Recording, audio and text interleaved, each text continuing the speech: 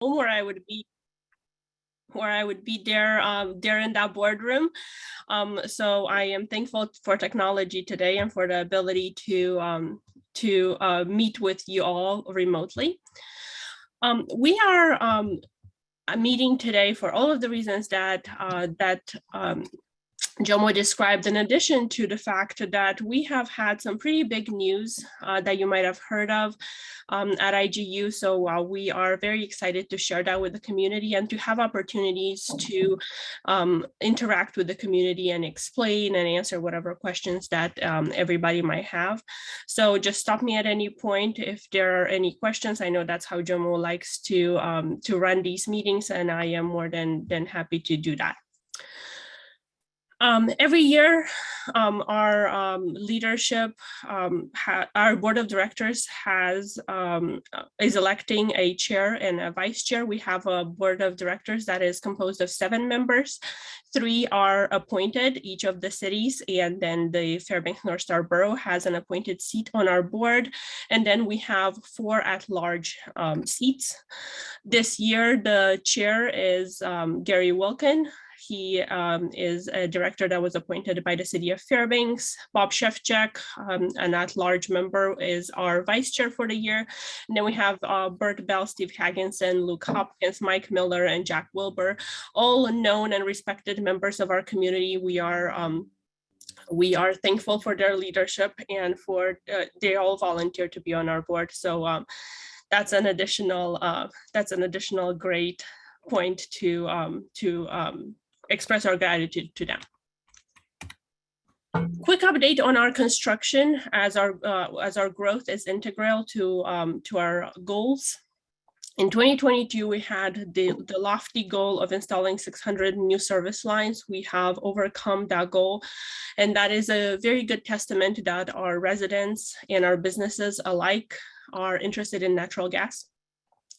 435 of those have already turned on and are utilizing natural gas. We give everybody about 6 months from the moment that the line was installed until they have to turn on and start utilizing natural gas service in recognition of our subsidized service line installation.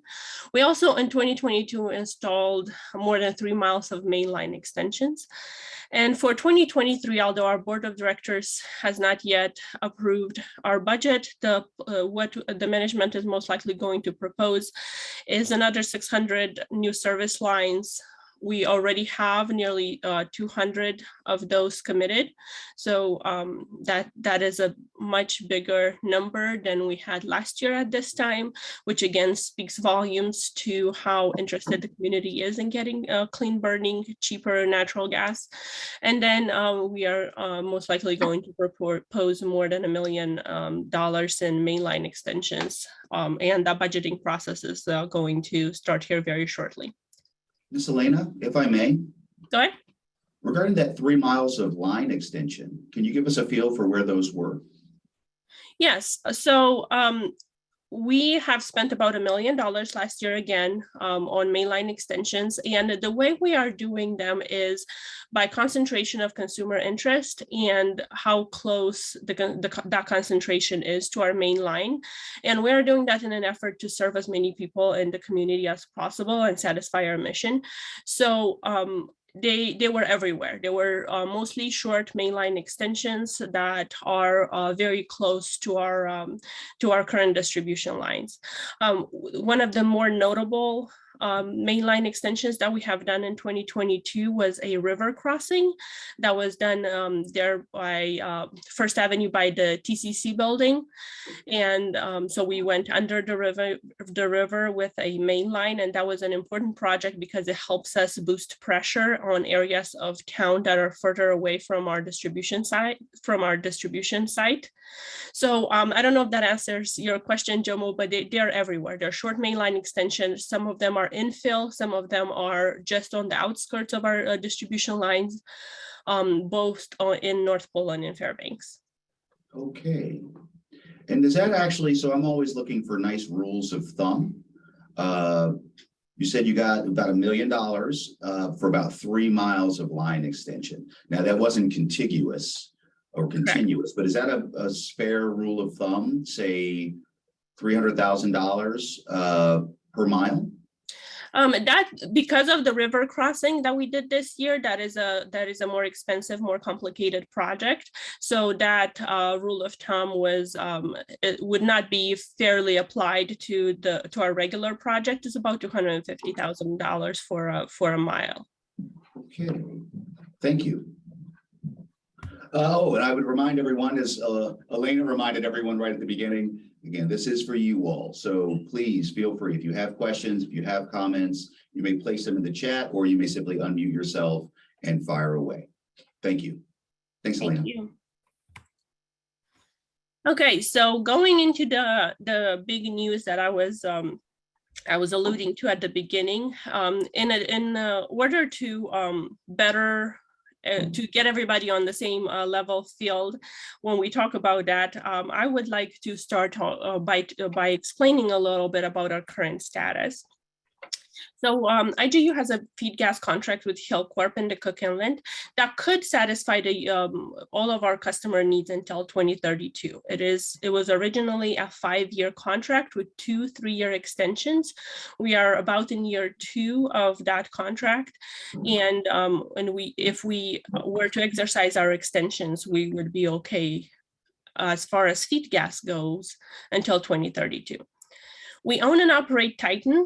Titan is our liquefaction facility that's located in the Cook Inlet. It has a capacity of about 50,000 gallons per day of LNG that it can produce. And then we produce that LNG into specialty trailers, into specialty transports, and then we transport it on the Parks Highway to either Fairbanks or to North Pole, to one of our storage sites. Fun fact about IGU, we also own and operate a small storage site in Talkeetna. We have one customer in Talkeetna, which is the Talkeetna Lodge. So a small amount of the Titan produced LNG goes to Talkeetna, but most of it comes to Fairbanks or North Pole. Now, IGU has a pretty aggressive growth trajectory. We have, like I said, we installed more than 600 lines last year. We plan to match that this year and to install about 600 lines every year going forward for several years into the future. Now, in order for us to be able to do that, we would need additional liquefaction capacity as soon as 2024. Hillcorp informed all utilities that are sourcing gas and natural in Cook Inlet back in April of 2022 that we should not rely on contractual renewals past current contractual commitments. So what they have told us is that they would honor all of the contracts, including the extensions that we have in our contract. Different utilities that source gas in the Cook Inlet, such as Chugach Electric and Homer Electric and N-Star Natural Gas that supplies all of the city of Anchorage and vicinity. GVA gets a little bit of natural gas from the Cook Inlet. So all of us, Hillcorp supplies about 80% of the total demand in the Cook Inlet. And what they have told us is that they do not have a line of sight in additional production, and that they are not an exploratory company.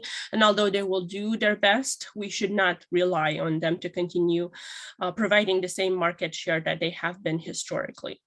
So with that, there comes our impasse, right? We need more liquefaction capacity in order to support our growth, but we might not have the feed gas come 2032.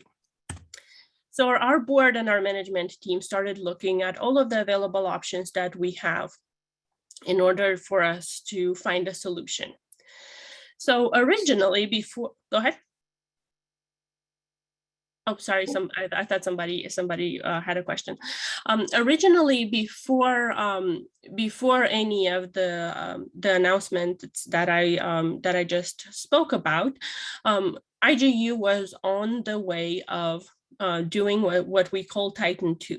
Now, Titan 2 would have been the expansion of our Point McKenzie facility.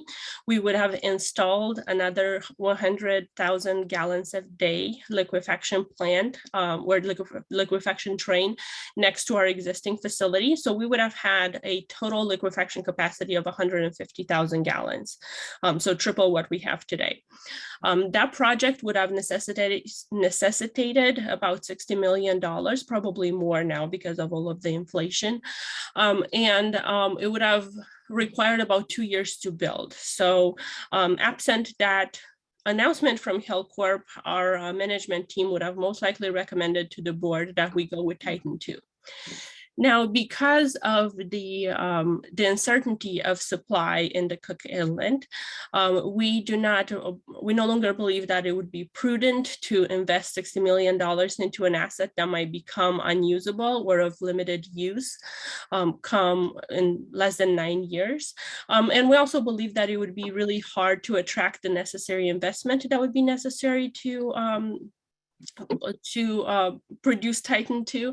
And so we are looking at Titan 2 as no action. So no action would mean we don't do anything. We don't expand Titan. We just stay in the Cook Inlet and try to ride it out in hopes of a solution to be found. This might be a good time to note for those who don't track this as closely as some others. IGU got a substantial amount of money from the state, but did expend it in the early years.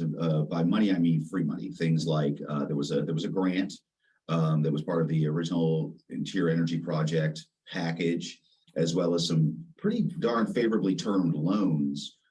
But those funds have been expended or deployed, and so now we are talking about commercial funds for any kind of expansions or infrastructure development IGU might have to do. Is that correct? No. Bonds and bank loans for larger projects coming? If we were to expand Titan 2, we would have went out for another bond. All right. Okay, thank you. Sure.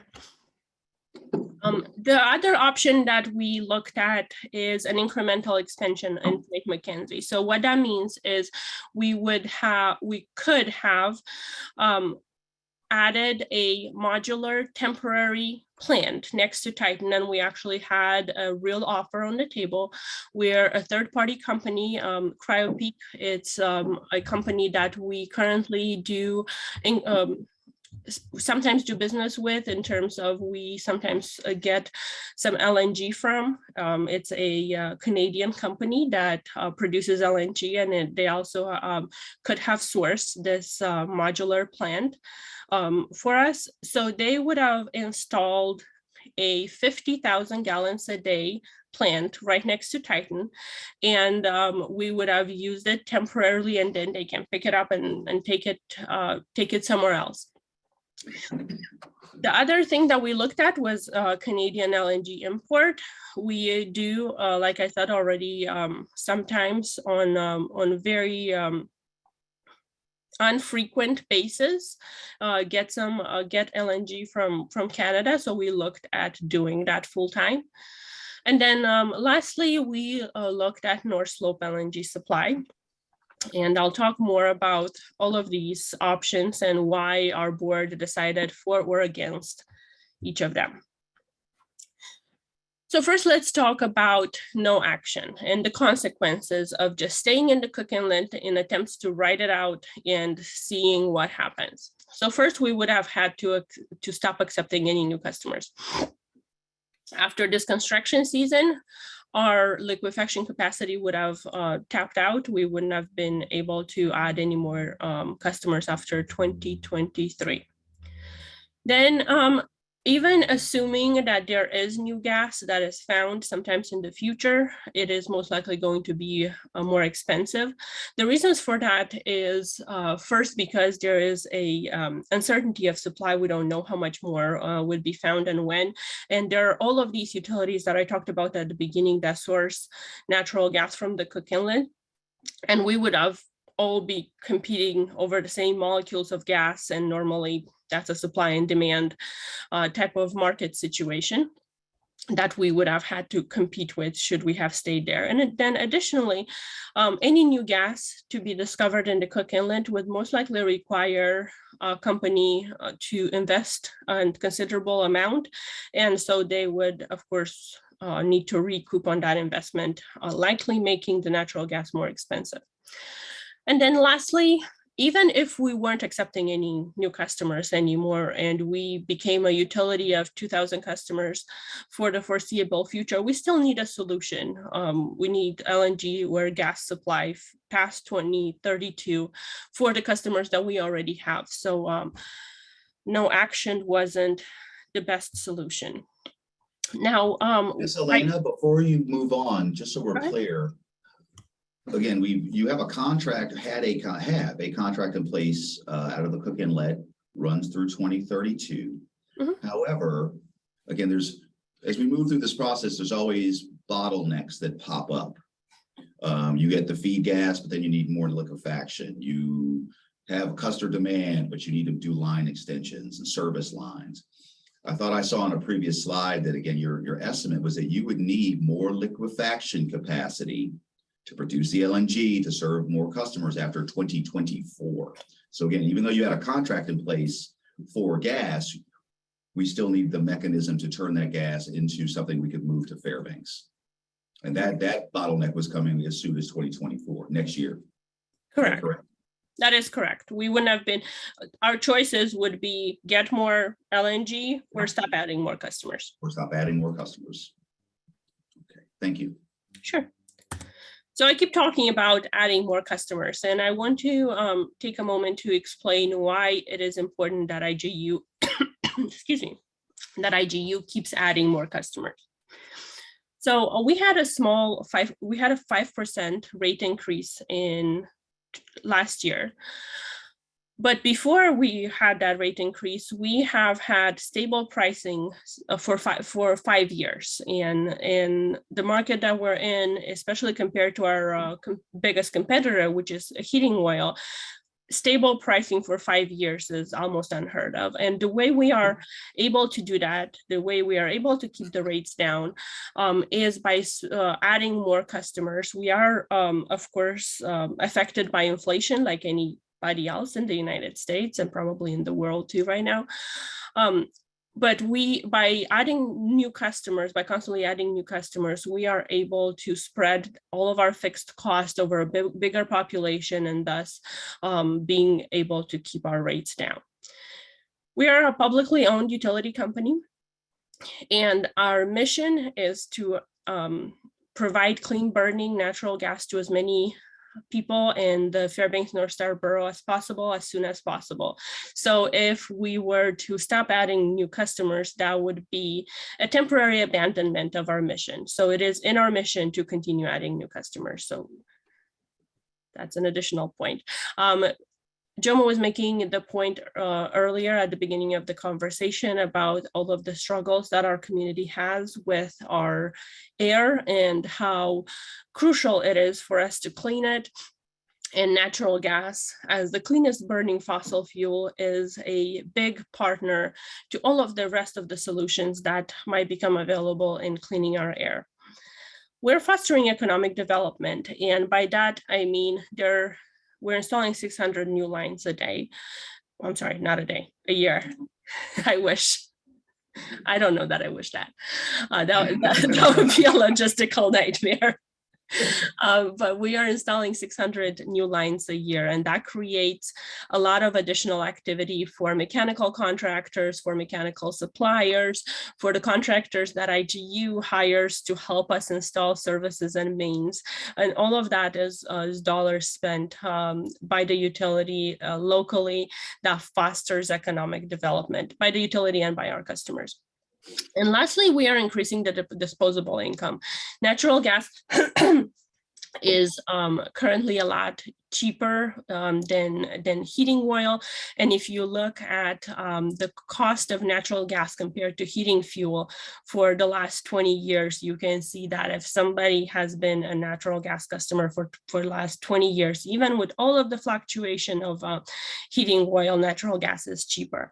And I just want to briefly show you this, this chart to show you the actual impact that natural gas has, because it's real dollars. So the top of this chart is for anybody who wants to check my math. What I am going to point you to is the bottom of this chart. So this says that if all of our customers would have used heating oil instead of natural gas in FY22, they would have spent $7.3 million more. Now, we don't know we don't know what heating oil is going to do in the next 12 months, but if it does what it did during the last 12 months, and we will have increased sales, we will be saving the community almost $14 million.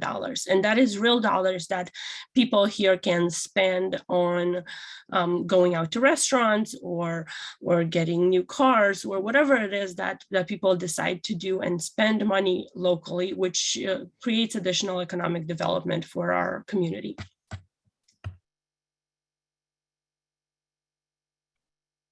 Excuse me. So going back to data options that we have looked at.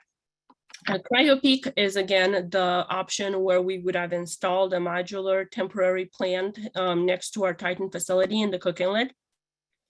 We went against that option because it would have increased the rates. The company that we were going to partner with, they would have expenses that they would want to recoup through the contract that we would have had.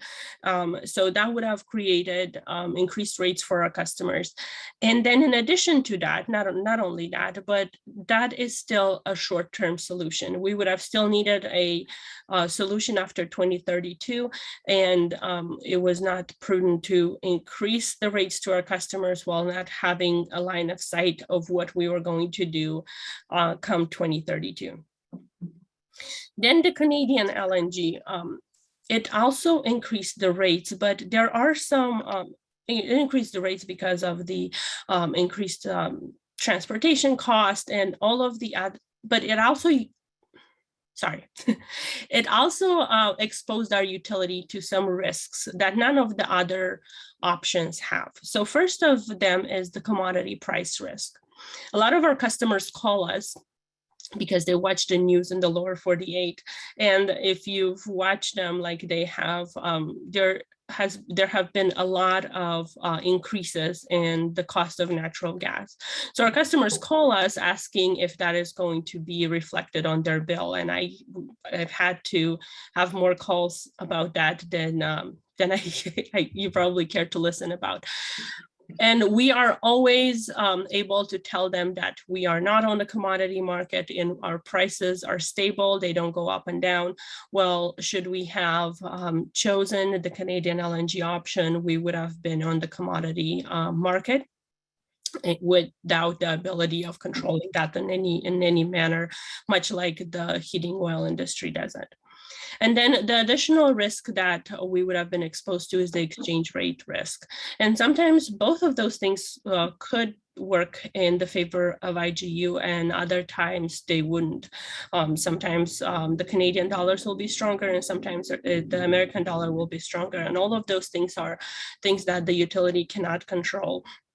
And so our board, our management did not recommend this to our board, and our board did not take the Canadian LNG as the sole solution, as the preferred option. Relative to the commodity price risk, I was just watching a presentation, I believe it was the Senate Resources Committee, and they had a slide that showed Henry Hub pricing. And yeah, over the course of the last several months, maybe a couple of years, Henry Hub pricing is well exceeded, our local pricing out of the Cook Inlet, because we're not connected to that market. Yeah, so there's extended period of time when those prices were hovering in the $2 to $3 range. And when you look at pricing in those $2 to $3 range scenarios on a Canadian option, you can get to a situation where it can be relatively cost competitive. But then we have periods of time when those costs will exceed $10, and that happened in recent months, and they can go beyond that. And at that point, we would have experienced a 5-time increase in our commodity costs, and those dollars would have had to flow through to our rates to customers. So that risk and inability to react to that risk or have any control over that really was problematic for the type of utility we are, which is trying to grow customer base and attract new customers from alternative energy sources. Whereas, you know, a large established utility in the US or in Canada, those costs flow through to their customers. Their customers really aren't have many other options.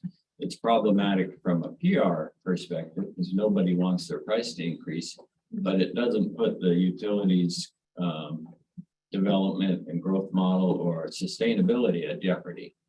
And so it's very different for IGUs compared to some of the other utilities.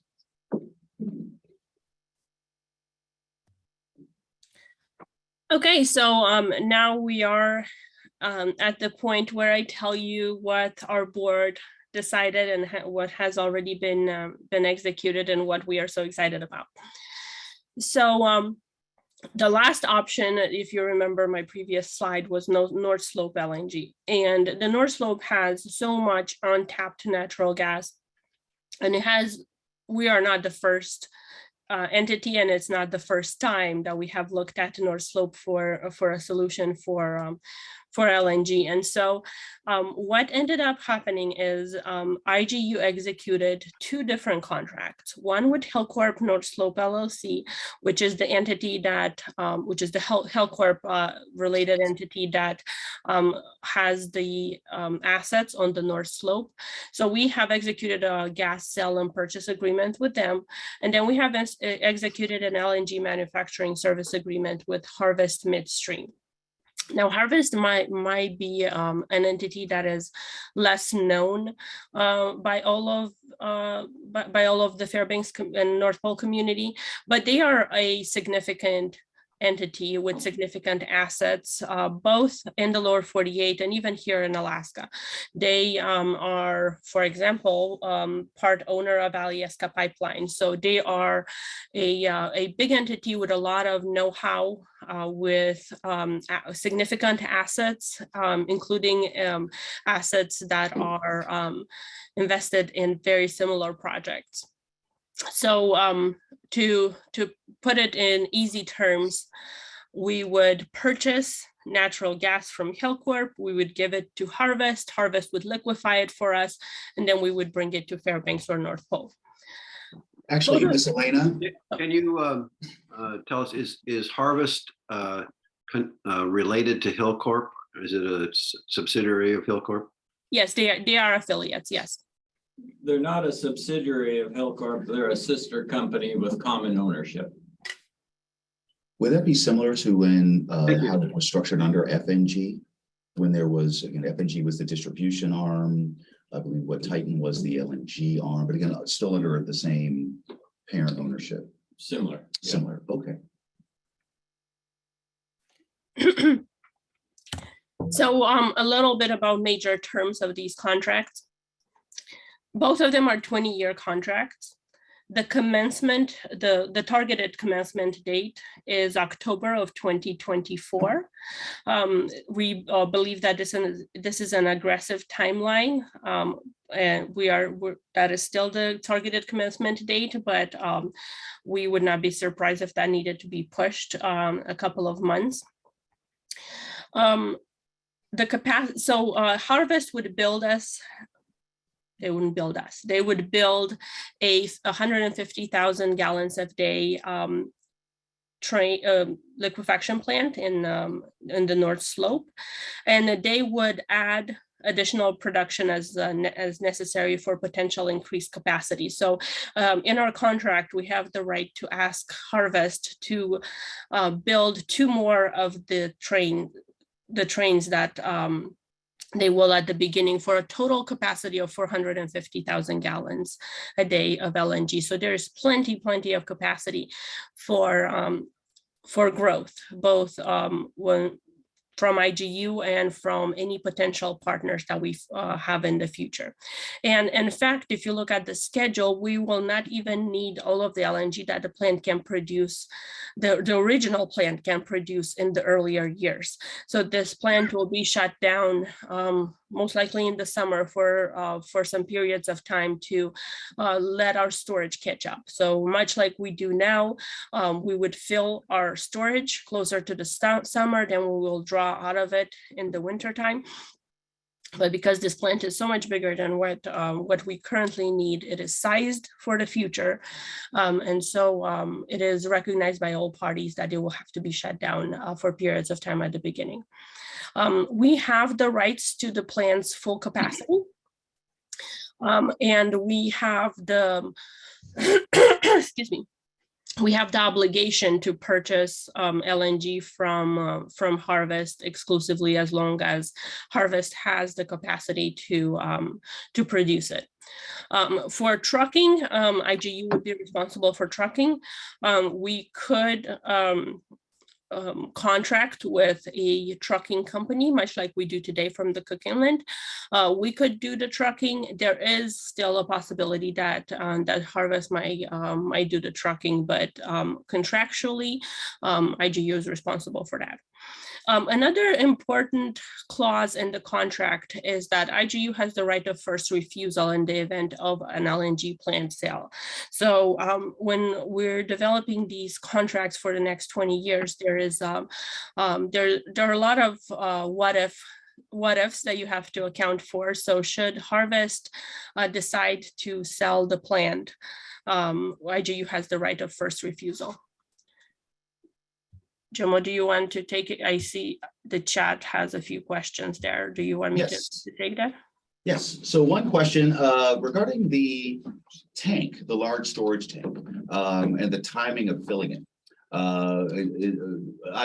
Is IGU's large tank being filled off peak for less expensive gas? No, not necessarily. In fact, it's an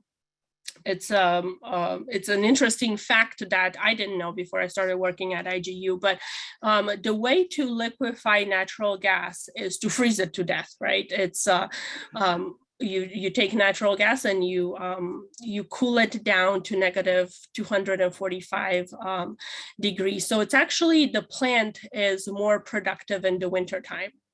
The reason we are filling our storage in the summer is because we don't draw as much as in the summer as we do in the winter. Most of our customers are heating customers.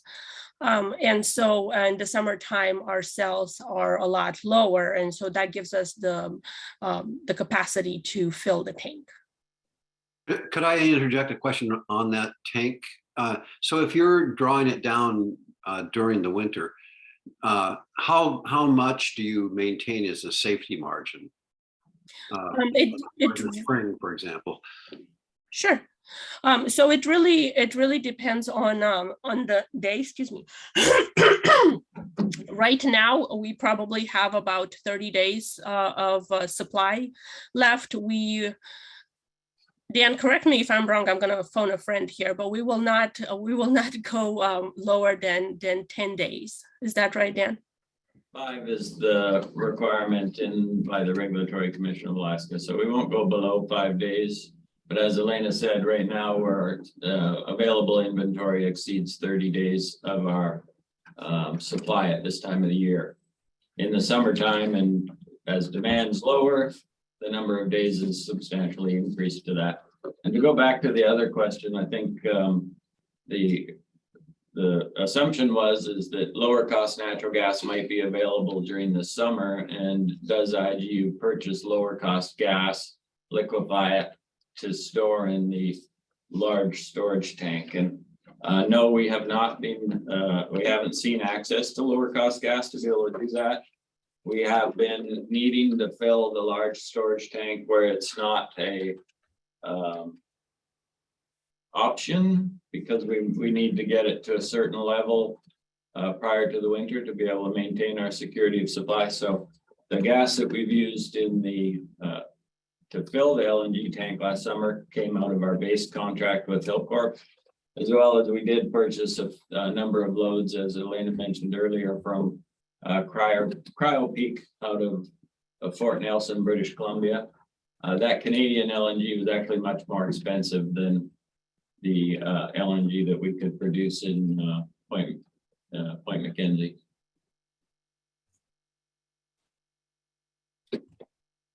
Okay. So I apologize for how text heavy this presentation is. There have been a lot of pages in our board memorandum, and our board packet when this was decided was 195 pages. And so I was trying to compress this into as few slides as possible, but it is a text heavy presentation, so I apologize for that. So the price and the rate impact are some very significant terms that we looked at, we negotiated on, and that we kept in mind at every step during this extensive process. So the feedstock from Hillcorp will come at $2.50 per MCF for the first 5 contractual years. And then there's a 2% annual escalation for contract years 6 through 20, unless there is a negative CPI, and in which case the escalation could be smaller, where it could be negative. But for the entire contractual time, it can the price cannot go lower than $2.50 an MCF. Then we have the liquefaction cost. Oh, so let me make an additional point here about the feedstock. For comparison purposes, the feedstock from Hillcorp in the Cook Inlet right now is about $7.80. So considerably cheaper feedstock gas. The liquefaction is a little bit more expensive. It would come at a little bit higher price than what we are able to produce ourselves in the Cook Inlet, unless we are able to tap significantly into the excess volumes. So we have a minimum volume commitment that closely trails our projected volumes of sales. And that comes at $8.75 per MCF that is liquefied by Harvest. Now, anything in excess of the minimum volume commitment would come at a little bit less than half the price at $4.25. And then there's escalation on that as well. An additional point to make is that in the production of natural gas, in the production of LNG, natural gas is used. So for a plant, the size and specification of what Harvest is going to build, about 10 to 15% of the natural gas that enters the plant is used in the production of natural gas. Well, one interesting point in our contract is that we don't pay Hillcorp based on how much natural gas enters the Harvest plant.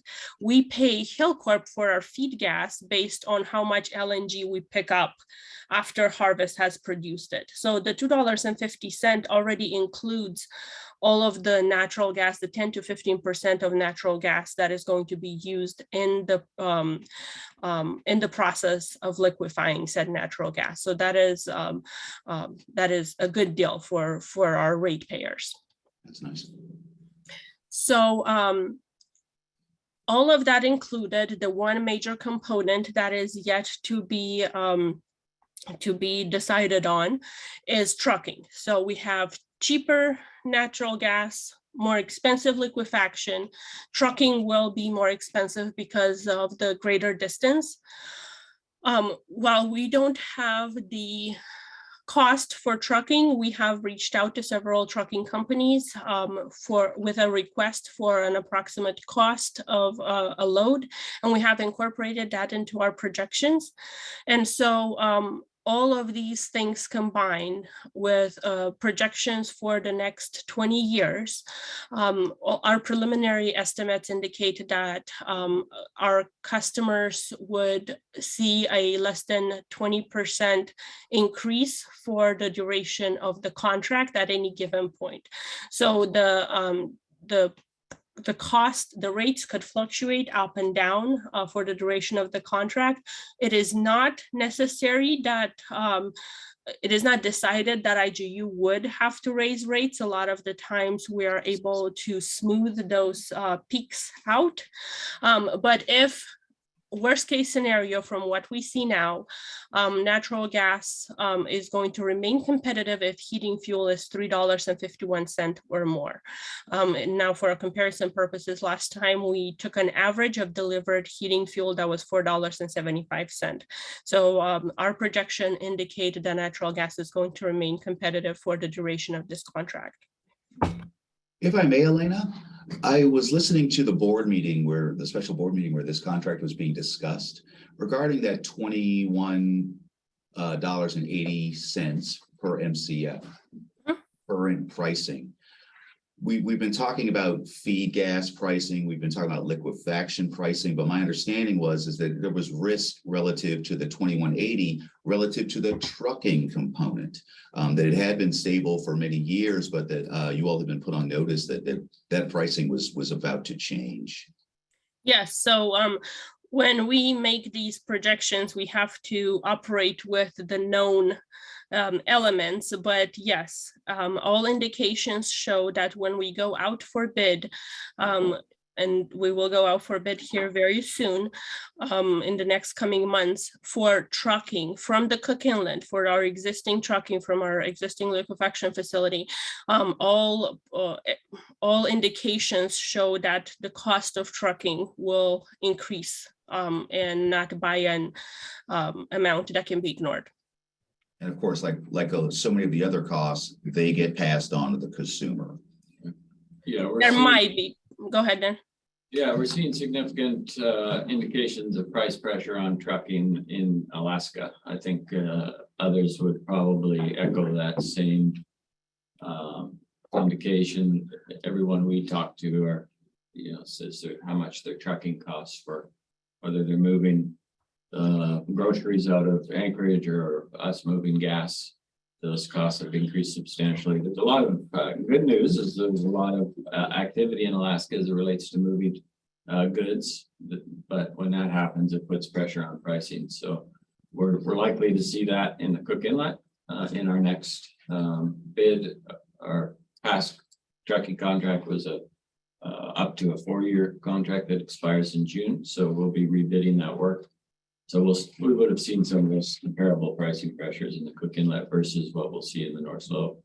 We've incorporated much of that in our pro forma for our projections of price out of the North Slope already, based on the indications that those trucking entities have given us as we work towards the recommendation to the board. So if we came back, say next year, it's likely that delta, that $4.20 delta between the 2180 and the $26, a pretty secure pricing off the North Slope will have narrowed. It will have narrowed, and keep in mind that difference, the 2180 to 26, that's over the term of this 20-year term. So that within it is embedded inflation and all of our other cost components that we operate in. So our growth projections, everything else. So we're not suggesting that we're going to go from 2180 to $26 the first year of the North Slope contract. There are a couple of price pressures in the first year or two because of the need to purchase a new fleet of LNG trailers, which adds to our debt component in a short time frame. So that can put some price pressures on. As Elena mentioned, we look at opportunity to smooth those costs. They're not all fully defined yet, and they get worked as we move forward. We do have a question regarding the haul from Mr. Milne. Will the North Slope haul be 12 months a year? much like it is today regarding the Cook Inlet plant? It will in the later years, once our demand catches up with the production. In the earlier years, so it's 150,000 gallons a day LNG plant. It can be shut down partially. So the least that you can pick up that it can produce per day is 75,000 gallons. So any day we pick up, we have to get 6 trucks out of the North Slope, and that will be too much for us initially, too much for our storage capacity and too much for our current consumption. So in the earlier years, the plant will be shut down in the summer to accommodate for that. And then in the later years, yes, the plan is that 12 months a year, we will be picking up natural gas from the North Slope. Okay, thank you. Okay, so that brings me to my last slide. I don't even have a thank you slide because we are just, that's what we want you to remember out of this entire presentation. This is a historic moment. This will be the first time that natural gas from the North Slope will be commercialized outside of the North Slope, and this will be coming to the interior in the form of LNG.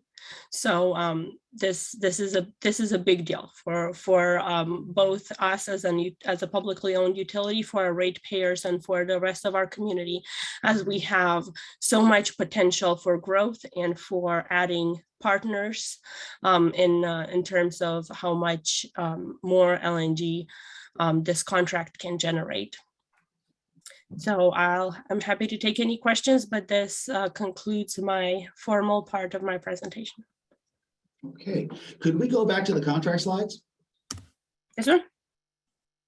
Okay, so a question that has come up again is relative to future opportunities and being able to capitalize on those future opportunities.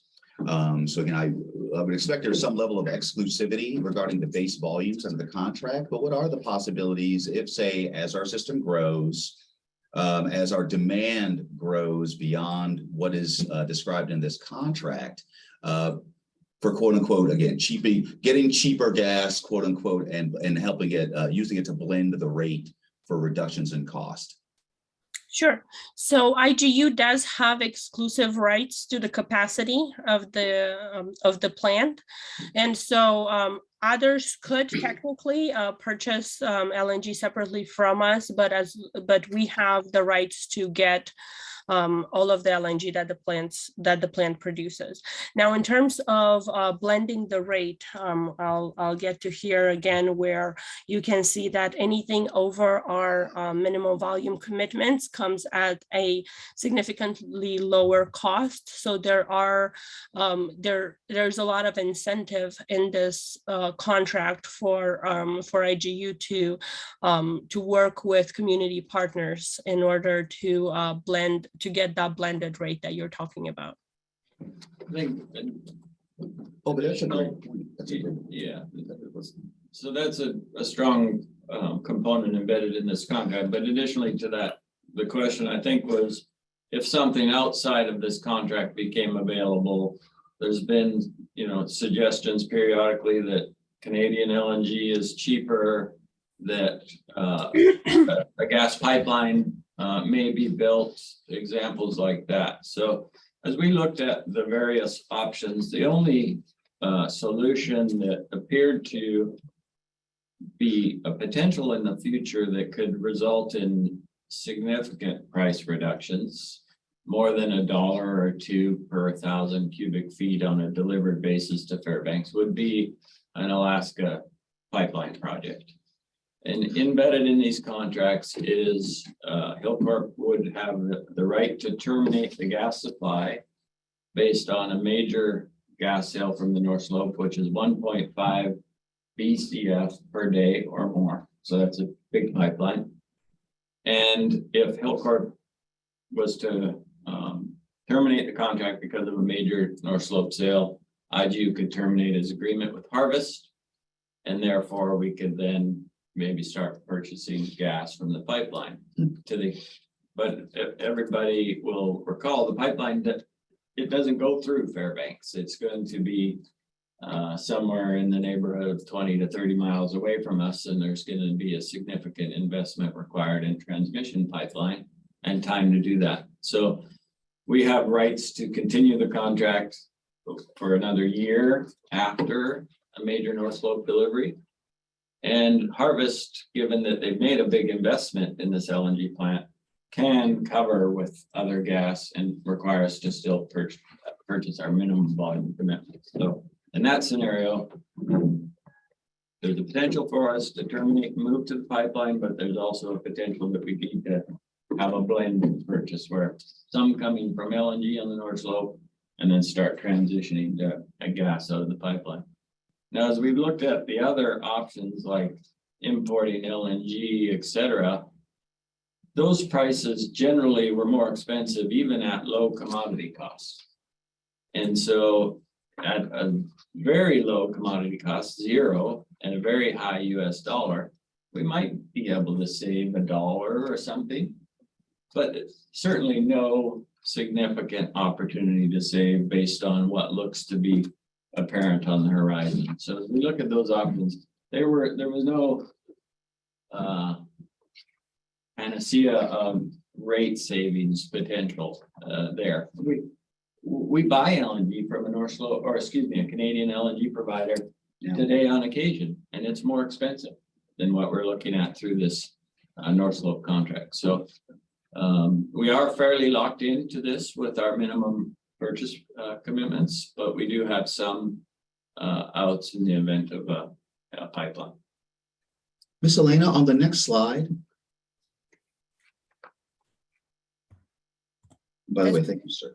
No, the one that had the 150,000 gallon, that one.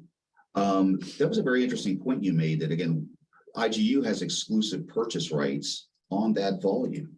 I do think about, again, the Cook Inlet. I heard the discussions relative to possibly purchasing LNG off the high seas to supply Anchorage's needs.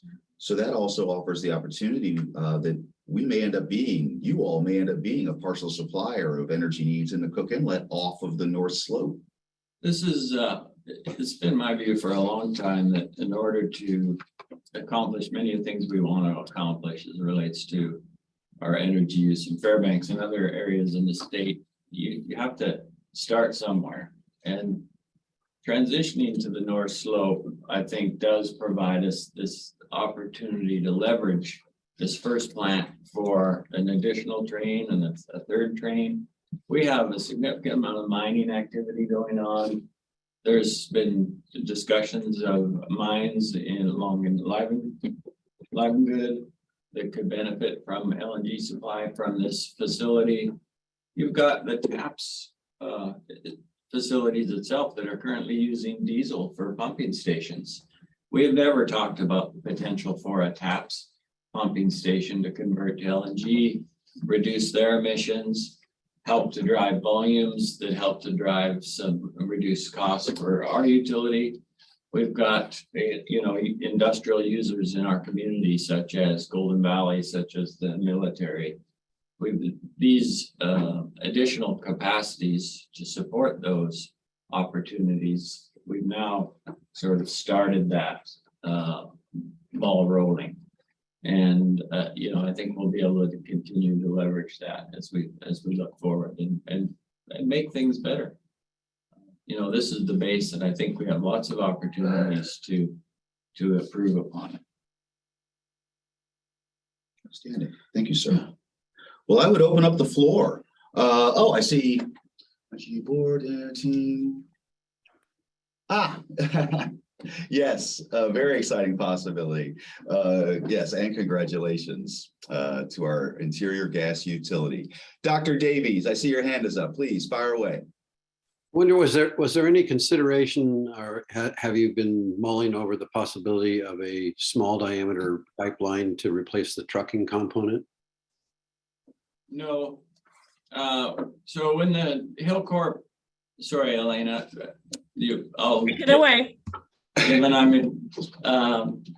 When Hillcorp made their announcement, the Cook Inlet users, the other utilities, as well as IGU are participating in a couple of groups. One is really the senior leadership of each one of those entities meets every couple of weeks to talk about opportunities and options to satisfy not only the cook inlet needs, but the interior. And the idea that a small diameter pipeline could be constructed in an economic way is kind of appears to have moved, people have moved past that. There's no one that I'm aware of that's focused on developing a small diameter pipeline any longer. Feel good import. Well, they're looking at all of the options, and one is to, you know, is there a potential for the large diameter pipeline? Is there something that the utilities can do to contribute to advancing that? It's the combined use of gas in Alaska is well below 250 million cubic feet a day. In the gas supply contract that we have on the North Slope, a major gas pipeline is defined as 1.5 BCF a day. So the Alaska use is really not an economic driver of the large pipeline. It's export. But there's, you know, having the large diameter pipeline would certainly do a lot of great things for Alaska. And I think that, you know, IGU as well as all of the other utilities are supportive of those efforts, and we'll continue to look at that as a potential. So if I may, again, this has been, thank you very much for the look back. Thank you very much for, again, the current status and the discussion relative to this contract. And frankly, the opportunities it might be creating. That's great. Can you give us any quick read on what the summer is going to look like? Again, one of the things I'm working on is trying to put those pieces into place that the community can use this summer to try to hedge against the increased costs that are likely to be coming next year relative to oil, as well as, again, our electric rates, they're coal-based. So what are our plans? What are we looking for? Hopefully another 600 home year this summer? We are, yes. Homes and businesses combined. But yes, we are looking for another 600. You've heard from the borough last week that there is a significant now amount of money that is dedicated for grants that both businesses and residents can use to transition from other dirtier fuel sources to natural gas. To include the most interesting, newest grant, the $3.2 million that was a part of the 2022 targeted airshed grant, where a customer could combine up to 3 devices for just one natural gas device. So one could get a fireplace out of their house and an oil boiler and convert and just use both of those payments, one for $10,000, one for $7,500, to combine them to get a natural gas boiler instead. And so there's a lot of flexibility. There is a lot of money available, so there should be enough for everyone out there. In addition to that, IGU continues to heavily subsidize the cost of the service line installation. It's only $225 for a resident to get a service line that is shorter than 100 feet. That cost is $350 for a business. And so those two combined, in addition to all of the other things that we are doing in the community, such as working with financial institutions that might offer any loans that people might need in order to bridge any gaps that they might have from the funding that they receive from the borough, create a more affordable way for our residents to switch to natural gas. And so, yes, as I was saying at the beginning, we already have more than 200 new customers committed for next summer, which is about 4 times as many as we had last year this time. So there is a lot of interest in natural gas in our community. And just add to that, one of the things that we have worked really hard at, and really in partnership with the borough and the Alaska Department of Environment and Conservation, is on making funds available for people to offset conversion costs. And I think we've been pretty successful with that. It started with the Fairbanks North Star Borough creating the oil to gas conversion program and financing that with $1 million.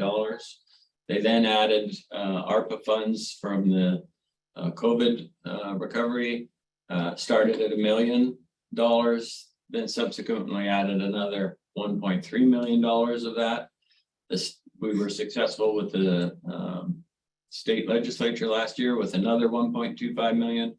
And then, as Elena just spoke to, with the last targeted airshed grant, expanding that from just solid fuels also to oil to gas conversion with another 3.2 million.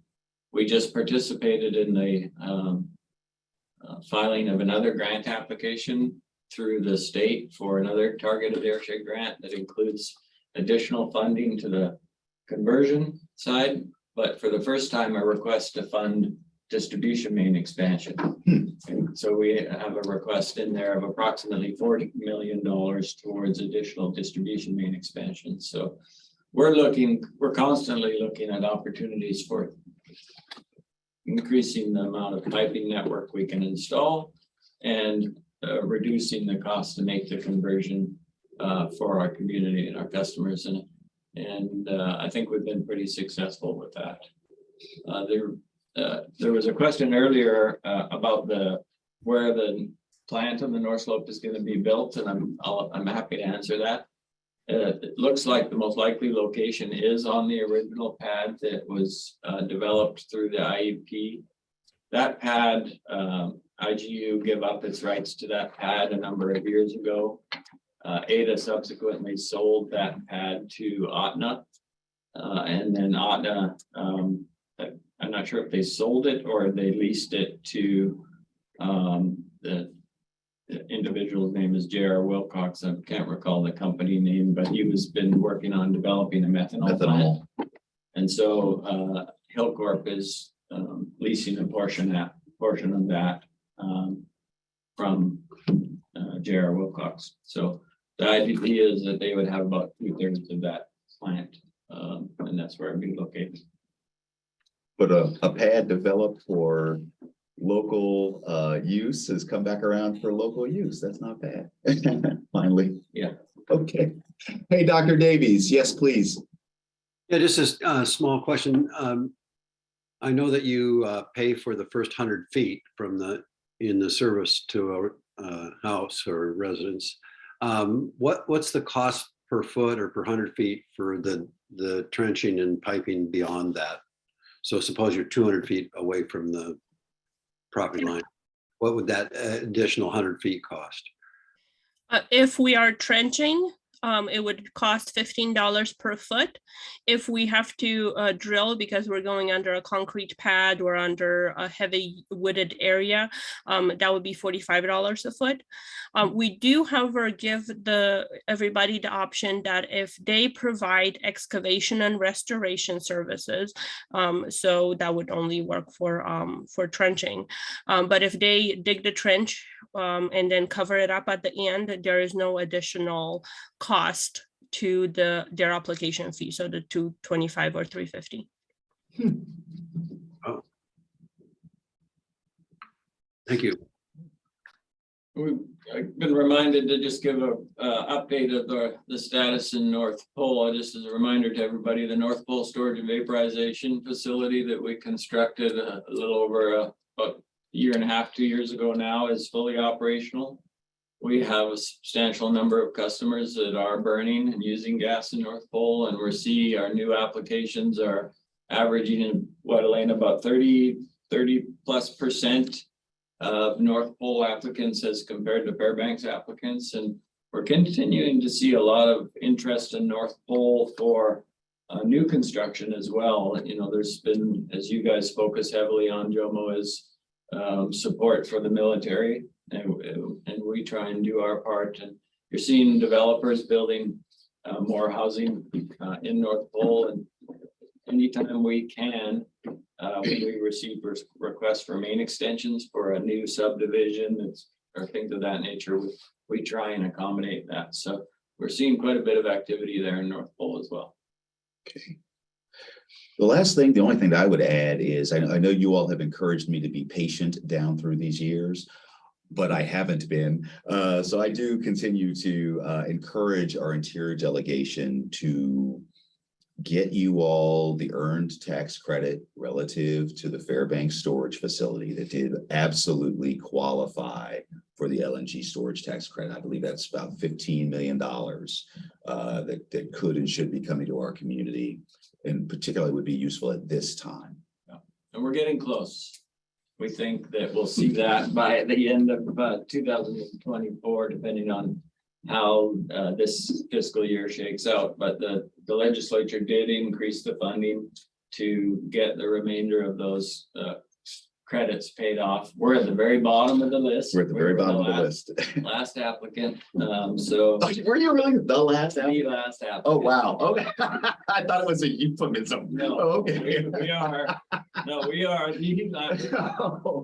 We are at the bottom of the list, and after this fiscal year, we had a conversation with the director of taxation and DOR, and they expect there to be somewhere around $45 million of outstanding credits after fiscal year 23, and then currently within the governor's budget is a request for about 40 million in next year. So with that, they'll all be paid off. We expect to receive our 15 million. So. Okay. All right, so be patient. Yeah. I'm not going to be patient. I'm asking for this year, just like I asked for last year, the year before, and the year before. All right. Well, we are at we've rounded the top of the hour. Had a great presentation.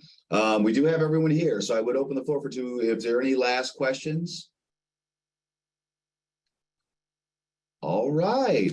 Well, again, I would like to, David Prusak. No, I just, I put it in the chat, but congratulations to the board, to Dan and his IGU team. Really job well done. It's exciting, tough to be able to make that decision, how to put that investment to knowing that you need to have LNG production and update for Titan.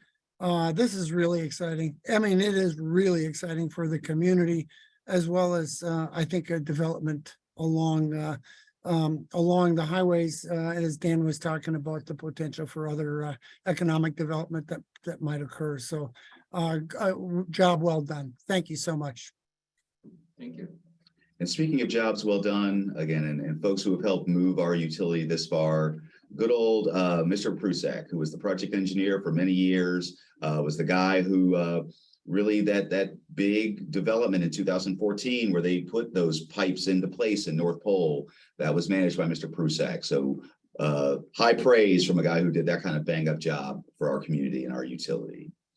And so again, I would say thank you so much to our IGU team. Thank you all so much for your presentation. Again, I would remind everyone there are resources available both at the borough for funding assistance, but also the IGU. We're willing to give you pointers in how to convert over to this cheaper, cleaner fuel. And so please, anyone who's interested, just know that you have places that you can reach out for that assistance while we all get prepared for this build season. All right, everybody, that's all I have for today. Just know I don't have anything lined up for next Tuesday, but I will keep everybody informed. I did get a reach out for the following week from our friends at Westinghouse again. But at this time, I assumed it was going to be another nuclear update, but it looks like they've got something else in the offing. I believe it's thermal energy storage. And so we'll see what our friends at Westinghouse have to bring us. But in the meantime, again, I'm still looking for a presentation for next week, but I will let you know. All right, everybody, have a great rest of your day, a great rest of your week. Thanks again to our great team over at IGU for all their great work, and we'll see you soon. Thank you. Thank you.